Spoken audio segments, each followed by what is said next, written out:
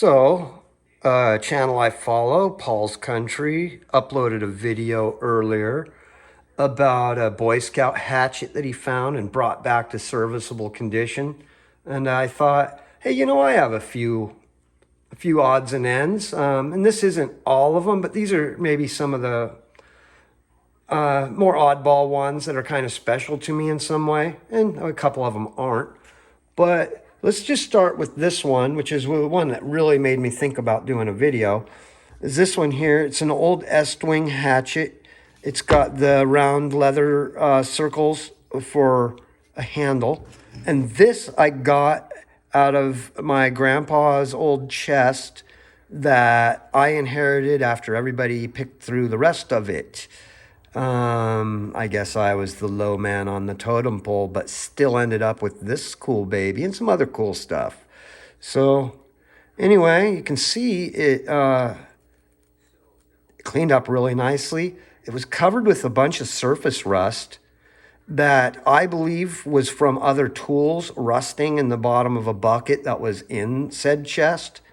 And that rust was just covering this, because when I got that off of there, it polished up pretty nice. And I've just been keeping it preserved I just put wax on it after I sharpened it and did all that. But there we go. It's got the nail puller and everything, and we can flip it over and you see those pinged over ends with the brass plate. Estwing. Don't know how old it is, but this is one of those things that I would not use. I keep this around in memory of my grandfather.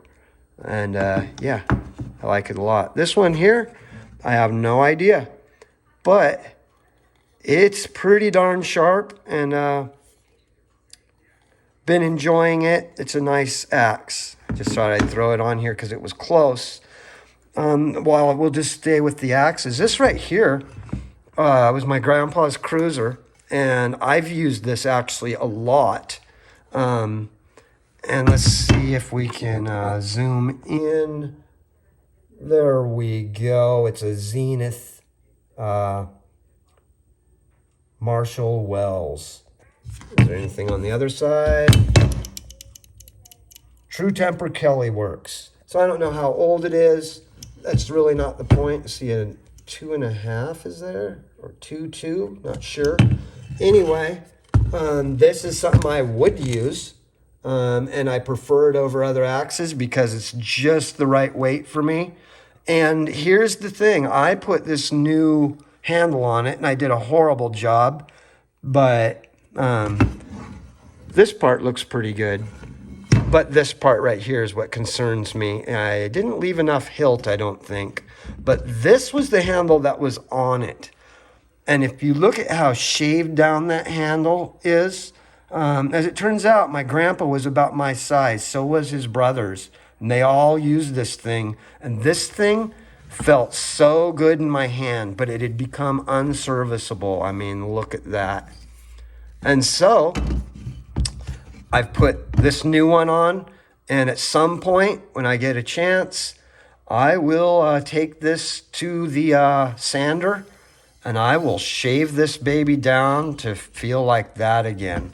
So perfect, so light, such a nice snap when you take away all that bulk and weight. Anyway, so yeah, that's the one that gets used. Then further, just oddity. This is my shillelagh. Found a tree growing like that and cut the limb.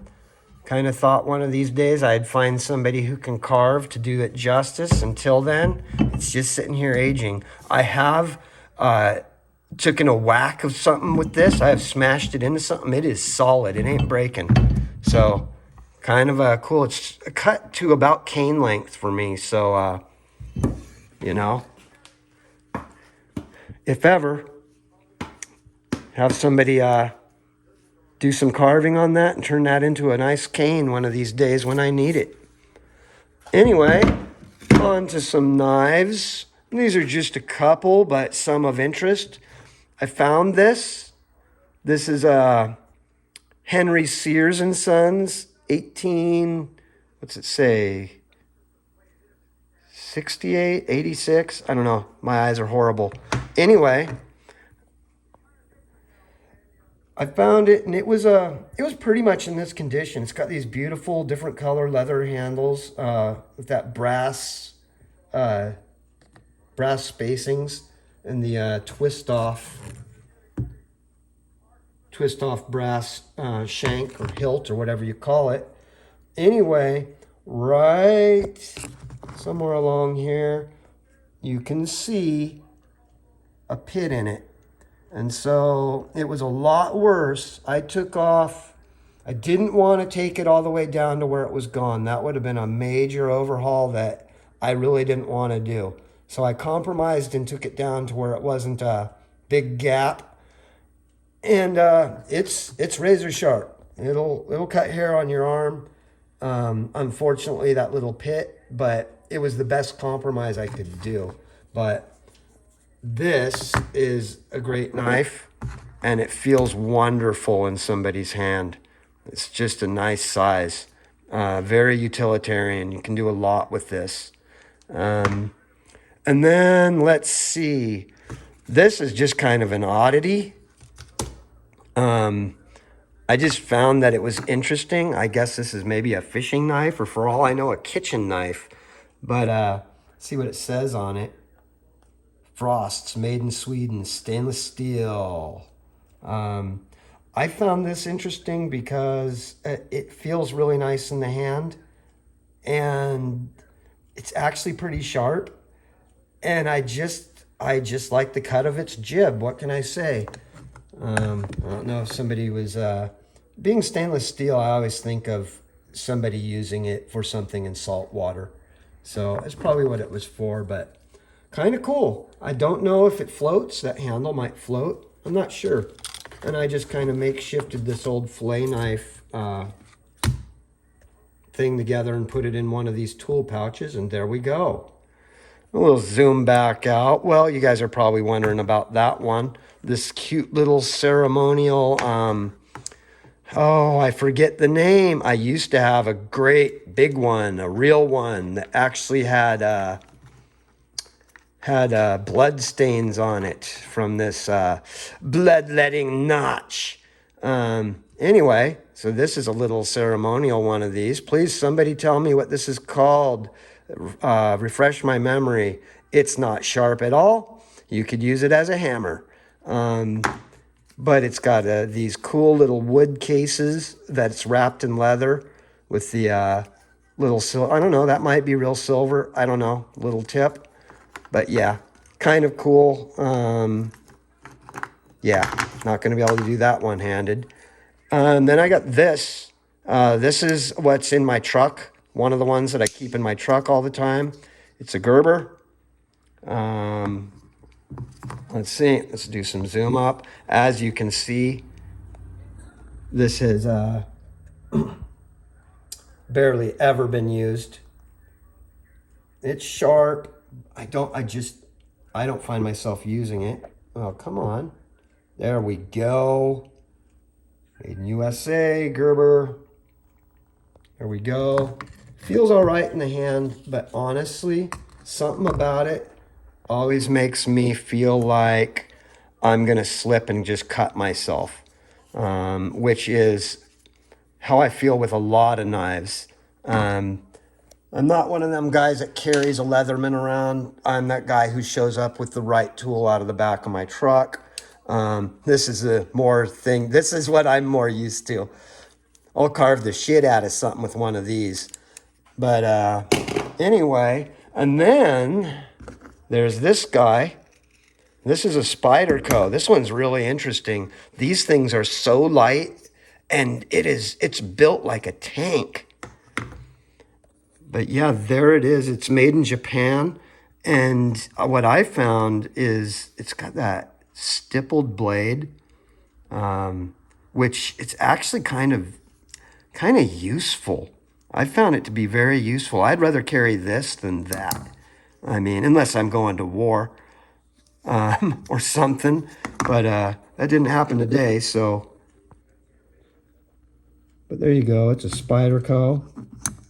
And Seki, Japan. But yeah, this one is such a nice carry because it's so light. It will not weigh down. You could put it in your front shirt pocket and it's not going to weigh down because of that resin handle. It's super light. Cool knife. And being Spyderco, these are actually, I was surprised to see how much that was worth. But if I were going to war, this is my baby. And what this is a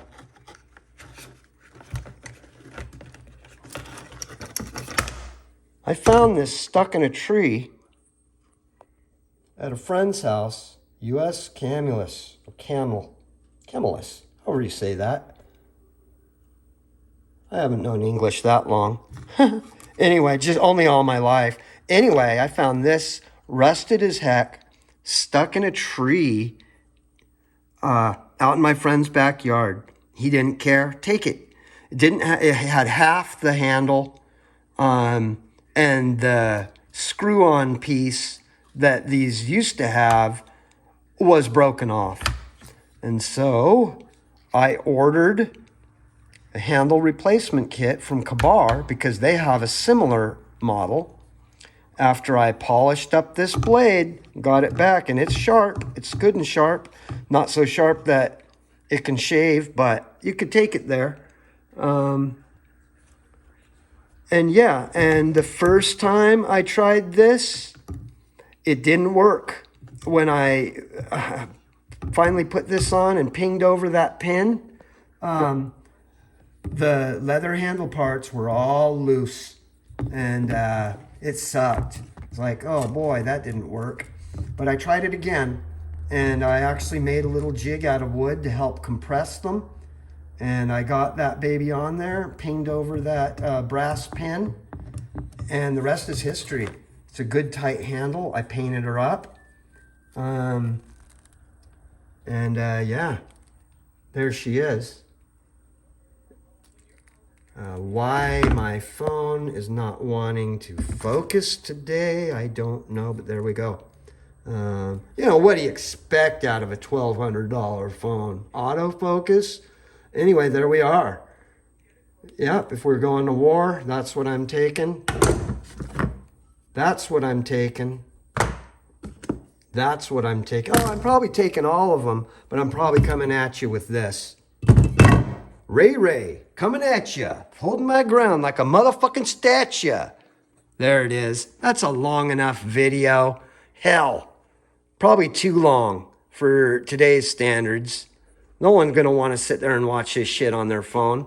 But there you go. Don't say I didn't say anything. Hope you guys enjoyed. This is not all of them, but they're the ones that pique my interest. So, peace out, friends. Keep your blades sharp. Keep your guns polished. Peace.